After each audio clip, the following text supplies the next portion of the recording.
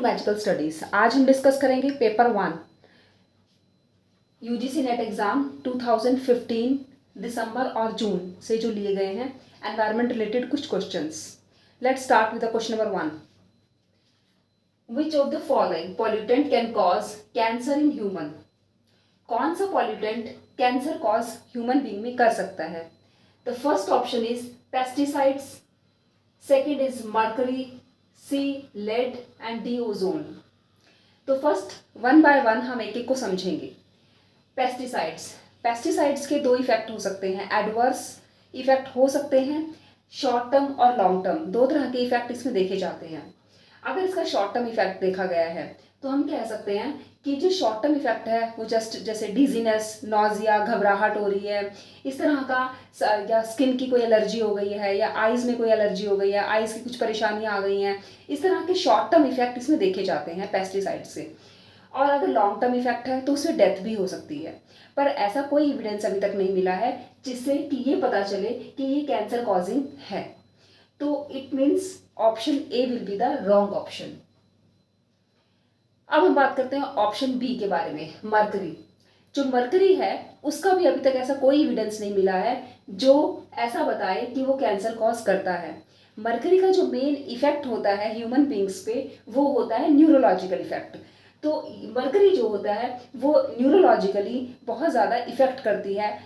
It means ये insomnia कर सकती है, नींद आने में प्रॉब्लम हो सकती है। अगर इसका लॉन्ग एक्सपोजर अगर इसका मिलता है तो इसमें जो इनसोमनिया वाली प्रॉब्लम हो सकती है, हेडेक हो सकता है, या ब्रेन की और भी कोई प्रॉब्लम, न्यूरोलॉजिकल प्रॉब्लम इसमें हो सकती है। अब हम बात करते हैं सी ऑप्शन की, इट मीन्स लेड के बारे में। लेड भी रिलेटेड है उसी से, न्यूरोलॉजिकल डिसऑर्डर से। न्यूरोलॉजिकल डिसऑर्डर और हम कह सकते हैं कि ब्रेन डेवलपमेंट में बच्चे को अगर 9th मंथ की प्रेगनेंसी में अगर लेड का एक्सपोजर बहुत ज़्यादा हो जाता है तो इससे क्या होगा कि बच्चे की जो ब्रेन डेवलपमेंट है वो बहुत ही कम हो जाएगा। इट मीन्स इसका जो है वो ब्रेन डेवलपमेंट या न्यूरोलॉजिकल इफेक्ट्स जो हैं वो लेड के बहुत ज़्यादा देखे गए हैं। कई बार इसमें किडनी इफेक्ट भी देखे जाते हैं, मर्करी में किडनी और थायराइड इफेक्ट भी इसमें देखे गए हैं।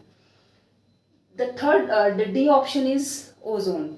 ओजोन मीन्स एक ऐसी अनस्टेबल गैस जो कि बहुत ही इरिटेटिंग होती है, हमारी रेस्पिरेटरी ट्रैक्ट में काफ़ी ज़्यादा इरिटेशन कॉज कर देती है और इससे इतनी ज़्यादा ब्रीदिंग प्रॉब्लम हो सकती है अगर इसको फेस किया जाए, लॉन्ग एक्सपोजर इसको कंटिन्यूस रहे तो इसका एक बहुत ज़्यादा एडवर्स इफेक्ट होता है and it can cause cancer in the human being.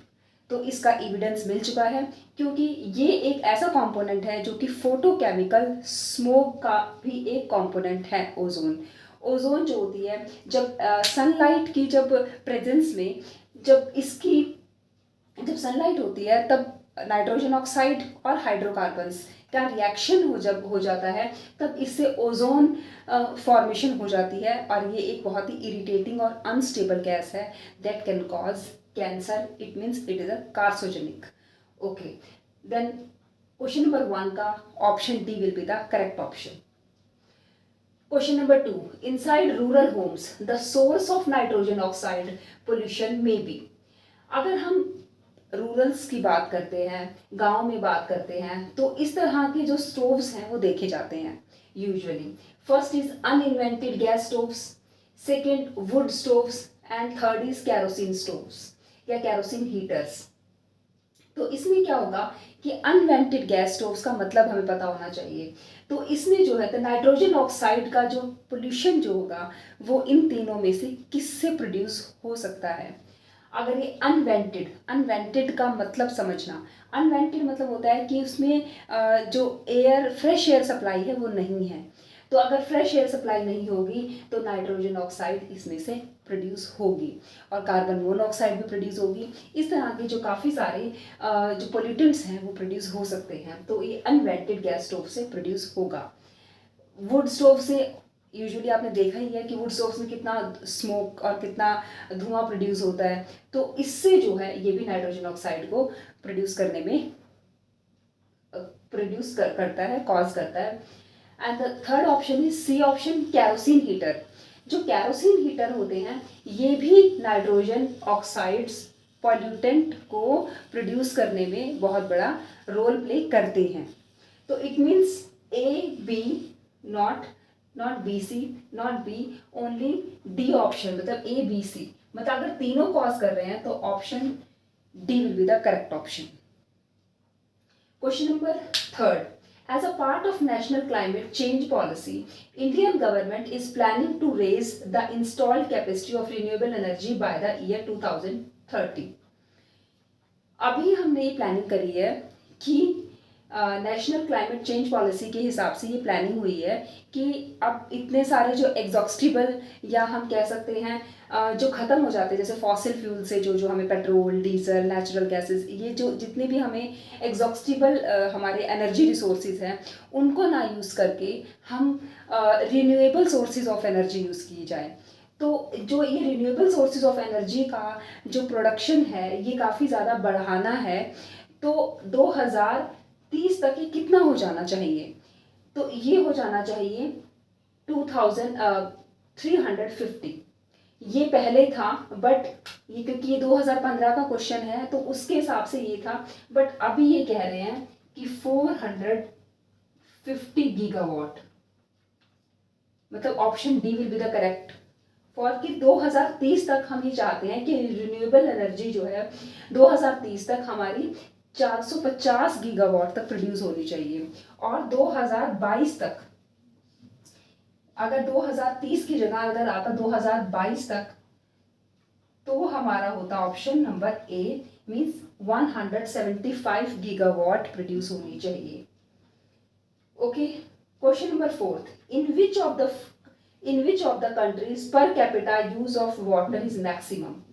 सबसे ज्यादा पर कैपिटा जो है, मतलब पर कैपिटा मीन्स पर हेड ऑफ वाटर यूज, मतलब एक पर्सन को कितना पानी यूज करना चाहिए, ये होता है per capita use of water. सबसे ज़्यादा ये मैक्सिमम कौन सी कंट्री में मिलता है? सबसे ज़्यादा मैक्सिमम ये है यूएस में। ओके, तो US, option A will be the correct option. United states में देखा गया है, यूएस में ये सबसे ज़्यादा है, और सेकंड नंबर पे है कनाडा में, थर्ड नंबर पे है बेल्जियम में। तो आपको फर्स्ट, सेकंड और थर्ड तीनों ऑप्शंस याद रखने हैं, ताकि आप अगर कुछ और पूछा जा सके तो उसका भी आंसर आप करेक्टली कर सके। Question number fifth, India contribution to total global carbon dioxide emission is about. India का कार्बन डाइऑक्साइड, जो कि एक ग्रीन हाउस गैस कह सकते हैं हम, ग्रीन हाउस गैस है, ग्लोबल वार्मिंग कॉज करती है, तो इस गैस का इंडिया कितना कंट्रीब्यूट करती है, मतलब कितना परसेंटेज जो है वो इसका इंडिया प्रोड्यूस कर रही है। तो सबसे पहले हम ये बताएंगे कि इसका जो फर्स्ट प्लेस देंगे हम चाइना को। चाइना फर्स्ट प्लेस पे है, सेकंड प्लेस पे है अमेरिका। चाइना 27% प्रोड्यूस कर रही है, अमेरिका प्रोड्यूस कर रही है इसको 15%। ओके, यूरोपियन यूनियन EU करके I am denoting EU 10%, and third and fourth number पे है इंडिया, दैट इज 7%। पहले ही 6% पे था ऑप्शन में 2015 की, मैंने इसको 7% पे लिखा है क्योंकि अभी तक ये है 2019 तक 7% कंट्रीब्यूशन था इसका, कि 7% कार्बन डाइऑक्साइड जो थी इमिशन हो रही थी, तो इसका कंट्रीब्यूशन 7% था। तो आपको फर्स्ट, सेकंड, थर्ड, फोर्थ चारों कंट्रीज का होना चाहिए कि चाइना 27% है, अमेरिका 15% पे है, EU 10% कंट्रीब्यूट करता है और इंडिया 7% पे कंट्रीब्यूट कर रहा है। तो क्वेश्चन नंबर 5 का बी ऑप्शन हो गया। Question number 6, 2 earthquakes A and B happen to be of magnitude 5 and 6। 2 earthquakes आए थे, एक मैग्नीट्यूड 5 का, एक मैग्नीट्यूड 6 का। अब इसकी एनर्जी रेशियो निकालनी है। The ratio of energy released EB by EA is approximately कितनी होगी? अब अर्थक्वेक्स जब आते हैं तो इससे काफ़ी ज़्यादा एनर्जी रिलीज होती है, that energy is known as seismic energy. अब ये सिस्मिक एनर्जी जो होती है वो आपकी कैसे रेज होती है, जैसे अगर मैग्नीट्यूड आपका बढ़ रहा है 5 से 6, 6 to 7, तो हर बार वो 32 टाइम्स इंक्रीज हो जाती है। अब हमारा अगर ई अगर मैग्नीट्यूड 5 था, अगर इफ इट इज मैग्नीट्यूड 5 से अगर ये बढ़ा है मैग्नीट्यूड 5 में, या अगर सिस्मिक एनर्जी हमारी ई थी, तो मैग्नीट्यूड 6 पे it will be the 32 times, 32 times E. तो अब हमें निकालना ई बी बाई ई ए, तो E B by E A, it will be E B means 32 E by E से ई कैंसिल 32 टाइम्स, इसका जो रेशियो होगा वो होगा 32 टाइम्स, मतलब correct option will be C. तो हर बार एक मैग्नीट्यूड बढ़ने से अगर वो बढ़ा देता 5 to 7 बढ़ा देता, तो 32 + 32 से 64 बढ़ जाती, तो ये ऑप्शन होता 64। तो इस तरह से आप क्वेश्चन को पहले समझिएगा कि मैग्नीट्यूड कितना बढ़ रहा है, उसका फिर डबल करना है कि कितना उसको बढ़ाना है, उस हिसाब से आप क्वेश्चन को हैंडल कर सकते हैं। तो ये था आज के हमारे क्वेश्चंस।